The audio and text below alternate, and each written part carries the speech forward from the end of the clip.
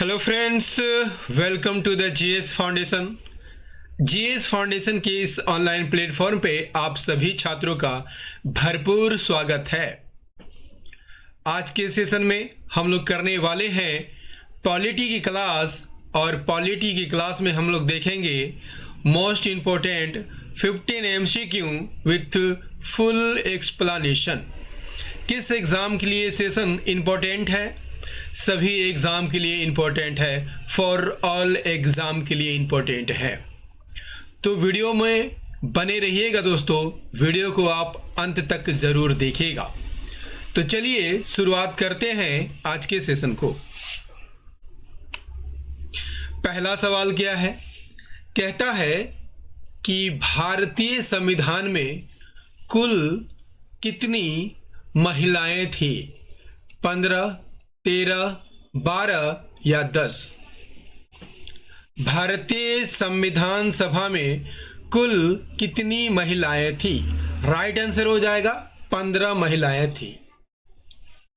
आइए इसका डिटेल देख लेते हैं। भारतीय संविधान सभा में कुल 15 महिलाएं थी, और यदि आपसे पूछ लिया जाए कि संविधान सभा में कुल कितने सदस्य थे, तो याद रखिएगा 389 सदस्य थे, जिनमें 15 महिला सदस्य थी। इन महिलाओं ने संविधान के निर्माण में काफ़ी महत्वपूर्ण भूमिका निभाई थी। कुछ प्रमुख नामों में राजकुमारी अमृत कौर, सरोजनी नायडू और दुर्गाबाई देशमुख शामिल हैं। आइए अगले सवाल की ओर बढ़ते हैं।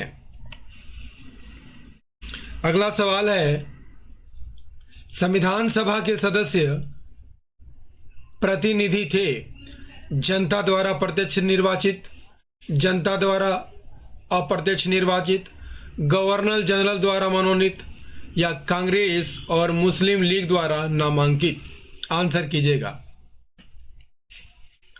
संविधान सभा के सदस्य प्रतिनिधि थे जनता द्वारा प्रत्यक्ष निर्वाचित, जनता द्वारा अप्रत्यक्ष निर्वाचित, गवर्नर जनरल द्वारा मनोनीत, या कांग्रेस और मुस्लिम लीग द्वारा नामांकित। यहाँ पर सही आंसर हो जाएगा ये जनता द्वारा अप्रत्यक्ष रूप से निर्वाचित किए गए थे।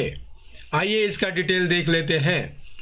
संविधान सभा के सदस्यों का चुनाव अप्रत्यक्ष रूप से हुआ था, और किसके द्वारा? प्रांतीय विधानसभाओं के सदस्यों द्वारा किया गया था।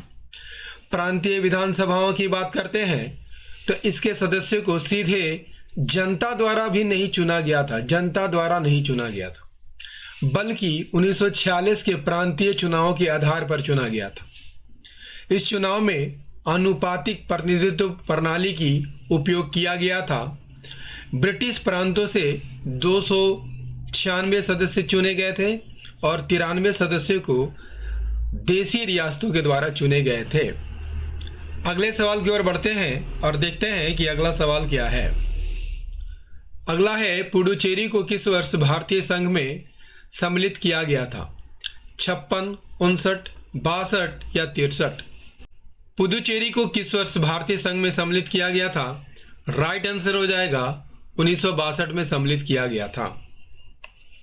फ्रांसीसी उपनिवेशों को 1 नवंबर 1954 को भारत को सौंप दिया गया था, लेकिन इसका कानूनी एकीकरण 16 अगस्त 1962 को 14वें संविधान संशोधन अधिनियम 1962 के माध्यम से हुआ था।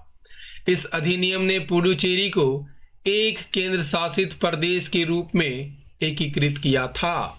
आइए अगले सवाल की ओर बढ़ते हैं। सर्वप्रथम भाषा के आधार पर आंध्र प्रदेश राज्य का गठन 1953 में हुआ था। इसके पूर्व वहां पर एक आंदोलन हुआ था। इस आंदोलन में किसकी मृत्यु हो गई थी? जायगर श्रीरामल्लू, आदित्य श्रीरामल्लू, पोटी श्रीरामल्लू, या उपयुक्त में से कोई नहीं? सर्वप्रथम भाषा के आधार पर आंध्र प्रदेश राज्य का गठन हुआ था 1953 में। इसके पूर्व वहां पर एक आंदोलन हुआ था। इस आंदोलन में किसकी मृत्यु हो गई थी? सही आंसर हो जाएगा पोटी श्रीरामल्लू की मृत्यु हो गई थी। आइए इसका डिटेल देख लेते हैं। पोटी श्री रामुलु की बात करते हैं तो ये एक गांधीवादी नेता थे और इन्होंने तेलुगु भाषियों के लिए एक अलग राज्य की मांग को लेकर 58 दिनों की भूख हड़ताल की थी, लेकिन 56वें दिन ही 15 दिसंबर 1952 को उनकी मृत्यु हो गई, जिससे मद्रास राज्य के तेलुगु भाषी क्षेत्रों में व्यापक विरोध और दंगे भड़क उठे थे। श्री रामुलु की मृत्यु के बाद विरोध प्रदर्शनों के कारण सरकार को अलग आंध्र प्रदेश राज्य बनाने के अपने फैसले की घोषणा करनी पड़ी और ये फैसला किसने किया था? जवाहरलाल नेहरू ने किया था। राज्य का गठन 1 अक्टूबर 1993 को मद्रास राज्य के तेलुगु भाषी क्षेत्रों को अलग करके आंध्र प्रदेश राज्य का गठन किया गया। नेक्स्ट है नागरिकता के लोप होने का नियम क्या है? परिवार से बिछड़ जाने पर, देशद्रोह का अपराध सिद्ध होने पर, भ्रमण के लिए विदेश जाने पर या शिक्षा के लिए विदेश जाने पर। नागरिकता का लोप कैसे हो सकता है? राइट आंसर हो जाएगा ऑप्शन बी, देशद्रोह का अपराध सिद्ध होने पर नागरिकता समाप्त हो जाती है। कोई नागरिक देश के विरुद्ध कोई गंभीर अपराध करता है और यह साबित हो जाता है कि उसकी नागरिकता उसकी नागरिकता छीनी जा सकती है। जब कोई व्यक्ति स्वेच्छा से किसी दूसरे देश की नागरिकता प्राप्त करता है, जिससे उसकी भारतीय नागरिकता स्वतः समाप्त हो जाती है। सरकार कुछ परिस्थितियों में नागरिकता को समाप्त कर सकती है, जैसे कि धोखाधड़ी से नागरिकता प्राप्त करना, संविधान के प्रति निष्ठाहीन दिखाना, युद्ध के दौरान दुश्मन के साथ अवैध रूप से व्यापार करना। इन सभी परिस्थितियों में भारत की नागरिकता समाप्त की जा सकती है। नेक्स्ट कर लीजिए। नेक्स्ट है भारत के संविधान में मौलिक अधिकार मूल संविधान का हिस्सा था। चौथे संविधान संशोधन द्वारा जोड़े गए थे, संसद द्वारा 1952 में जोड़े गए थे या 42वां संविधान संशोधन द्वारा जोड़े गए थे। तो याद रखिएगा दोस्तों, भारत के संविधान में मौलिक अधिकार मूल संविधान का हिस्सा था। ऑप्शन ए यहां पर सही आंसर हो जाएगा। भारतीय संविधान के निर्माण के समय ही मौलिक अधिकार नागरिकों को दिए गए थे। मौलिक अधिकार किस भाग में है? भाग 3 में अनुच्छेद 12 से 35 तक में निहित है। कहां से लिया गया था? अमेरिका के संविधान से ग्रहण किया गया था और ये न्यायालय द्वारा प्रवर्तनीय है। इसका मतलब क्या होता है दोस्तों? जब मौलिक अधिकारों का हनन होता है तो अनुच्छेद 32 के तहत सुप्रीम कोर्ट जा सकता है, और अनुच्छेद 226 के तहत हाई कोर्ट जा सकता है। आई बात समझ में? चलिए अगले सवाल की ओर बढ़ते हैं। अगला है निम्नांकित में कौन सा राज्य नीति निदेशक सिद्धांत नहीं है? निम्नलिखित में कौन सा राज्य के नीति निदेशक तत्व या सिद्धांत नहीं है? अंतर्राष्ट्रीय शांति को प्रोत्साहन नीति निदेशक तत्व का भाग है। 14 वर्ष तक के बच्चों को निशुल्क अनिवार्य शिक्षा उपलब्ध कराना नीति निदेशक तत्व का भाग है। गोवध निषेध भी नीति निदेशक तत्व का भाग है, जबकि निजी संपत्ति की समाप्ति ये डीपीएसपी यानी नीति निर्देशक तत्व का भाग नहीं है। सही आंसर हो जाएगा ऑप्शन डी। राज्य का नीति निर्देशक सिद्धांत में कौन कौन शामिल है? अंतर्राष्ट्रीय शांति को प्रोत्साहन देना अनुच्छेद 51 के अंतर्गत। 14 वर्ष तक के बच्चों को निशुल्क अनिवार्य शिक्षा अनुच्छेद 45 में दिया गया है। गोवध निषेध अनुच्छेद 48 में दिया गया है, लेकिन निजी संपत्ति के समाप्ति एक नीति निदेशक सिद्धांत नहीं है। आइए अगला सवाल कर लेते हैं। अगला है निम्नलिखित में कौन सा एक मौलिक कर्तव्य नहीं है? संविधान का पालन करना मौलिक कर्तव्य है। देश की एकता और अखंडता की रक्षा करना मौलिक कर्तव्य है। धर्मनिरपेक्षता का पालन करना मौलिक कर्तव्य नहीं है। सार्वजनिक संपत्ति को सुरक्षित रखना भी मौलिक कर्तव्य है। तो मौलिक कर्तव्य में कौन शामिल नहीं है? ऑप्शन सी शामिल नहीं है। धर्मनिरपेक्षता का पालन करना मौलिक कर्तव्य में नहीं आता है। संविधान का पालन करना, देश की एकता और अखंडता की रक्षा करना, सार्वजनिक संपत्ति को सुरक्षित रखना, ये सभी मौलिक कर्तव्य है। मौलिक कर्तव्य है। दोस्तों, यदि आपसे पूछ लिया जाए कि मूल संविधान में कितने मौलिक कर्तव्य थे, तो याद रखिएगा 0 मौलिक कर्तव्य थे।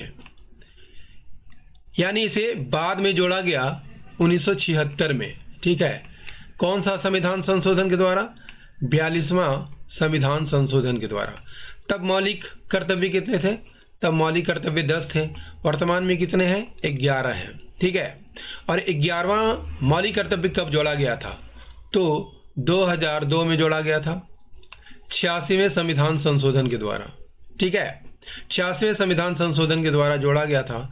और यदि आपसे पूछ लिया जाए कि 11वां मूल कर्तव्य क्या है, तो 6 से 14 वर्ष के बच्चों को प्राथमिक शिक्षा दिलवाना प्रत्येक माता पिता का कर्तव्य होगा।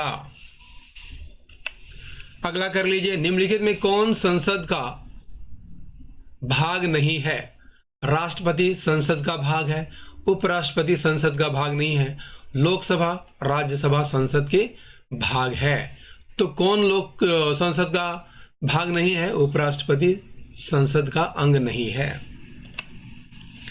संसद यदि आपसे पूछ लिया जाए किस अनुच्छेद में है? अनुच्छेद 79 में है। और संसद के 3 अंग है, राष्ट्रपति, लोकसभा और राज्यसभा। राष्ट्रपति की बात कर दिया जाए तो ये एक संसद का अभिन्न अंग है और विधेयक पर हस्ताक्षर के बाद ही कोई कानून बनता है। लोकसभा की बात कर लिया जाए तो इसे निचला सदन कहा जाता है और इसके सदस्य सीधे जनता द्वारा चुने जाते हैं। राज्यसभा एक अस्थाई सदन है और यह इसे ऊपरी सदन के नाम से जाना जाता है और इसके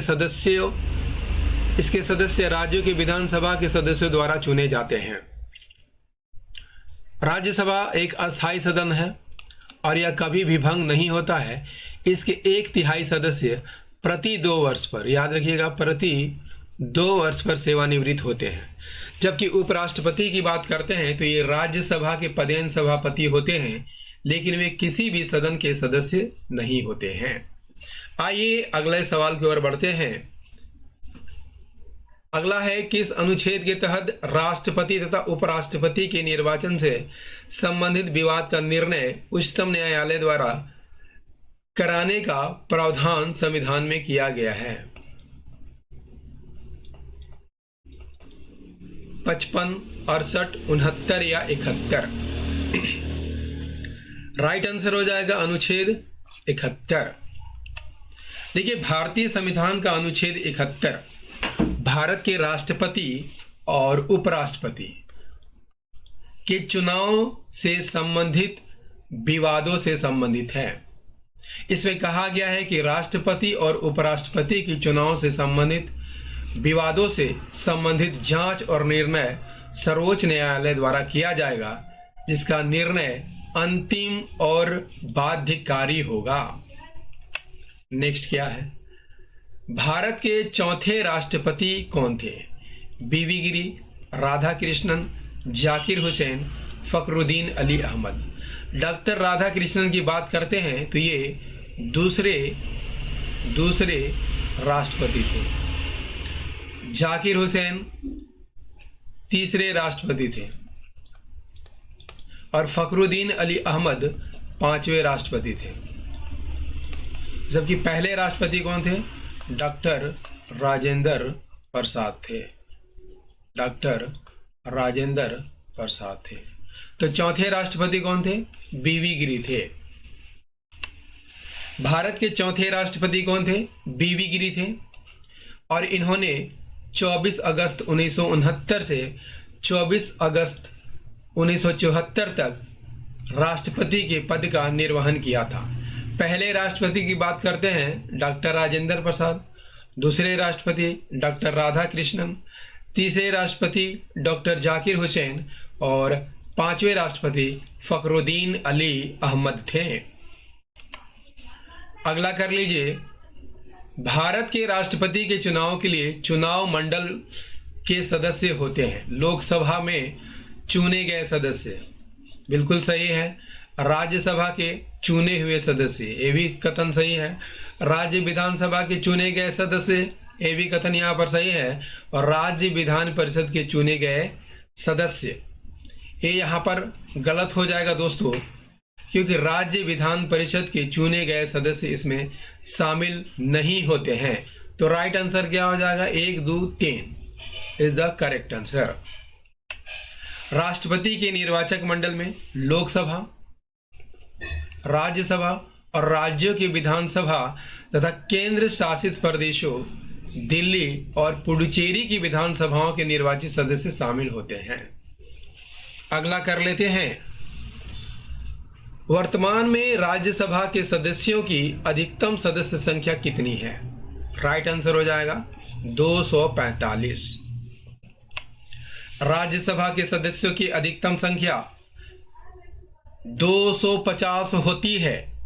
संविधान के अनुच्छेद 80 के अनुसार 250 सीटों में 238 सदस्य राज्य और केंद्र शासित प्रदेशों के प्रतिनिधि होते हैं, जबकि 12 सदस्य राष्ट्रपति द्वारा मनोनीत किए जाते हैं।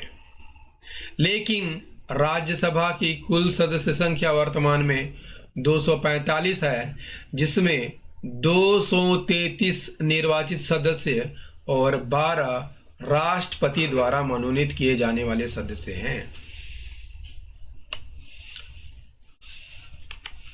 अगला है, लोकसभा का नेता कौन होता है? राष्ट्रपति, प्रधानमंत्री, लोकसभा अध्यक्ष, इनमें से कोई नहीं है। राइट आंसर हो जाएगा प्रधानमंत्री होते हैं। प्रधानमंत्री लोकसभा का नेता होता है। यदि वह लोकसभा का सदस्य है तो वह सदन में सरकार का प्रतिनिधित्व करने के लिए जिम्मेवार होता है। अगला है, 1946 में संविधान सभा में भारतीय रियासतों के कितने सदस्य थे? भारतीय रियासतों के 93 सदस्य शामिल थे। संविधान सभा की कुल सदस्य संख्या कितनी थी? 389, जिसमें 292 प्रांतों के प्रतिनिधि शामिल थे और 93 रियासतों के प्रतिनिधि शामिल थे और 4 दिल्ली, अजमेर, मारवाड़, कुर्ग और ब्रिटिश बलूचिस्तान के मुख्य आयुक्त प्रांत थे। दोस्तों, इंडियन पॉलिटी का ये सेशन आपको कैसा लगा कमेंट करके जरूर बताइएगा। यदि सेशन पसंद आया हो तो एक लाइक कीजिएगा, इसे अपने दोस्तों के साथ अवश्य शेयर कर दीजिएगा। और यदि आप भी इस चैनल पर नए हैं और अभी तक चैनल को सब्सक्राइब नहीं किया है तो इसे जरूर सब्सक्राइब कर लीजिएगा, बेल आइकन को प्रेस करना मत भूलिएगा। तो मिलते हैं अगले सेशन में, तब तक के लिए जय हिंद, धन्यवाद।